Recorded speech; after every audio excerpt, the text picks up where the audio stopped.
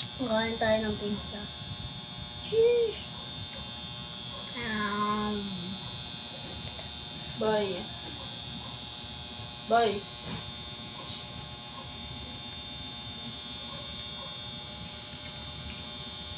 Ano na?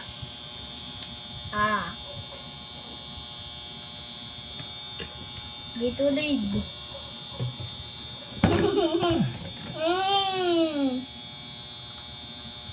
Bablog lang pala kaya ako sa mag-pizza. Nag-vlog yung camera mo. Yung. Well, tingnan ko yung. Tingnan sa akin. Alas pala tayo nakasandal. Yung!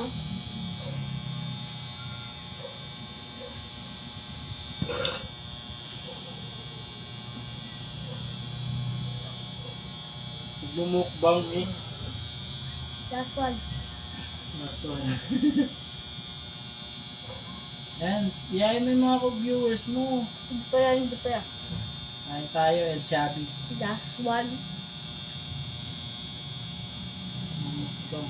At pala ganyan vlog mo anak eh. Kumakain ka eh.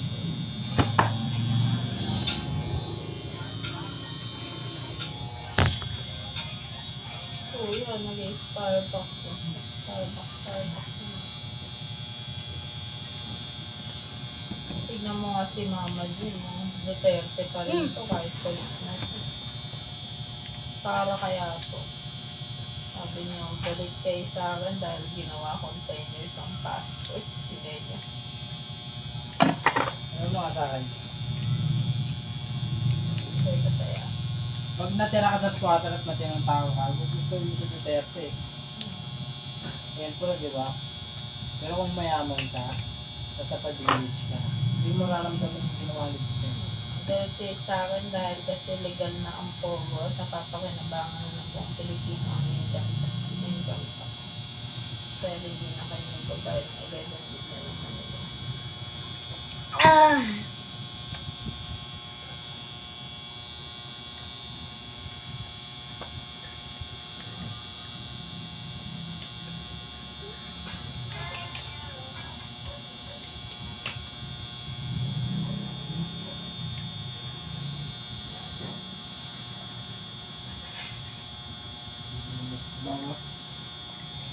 Pero dinukbang mo gulay ah.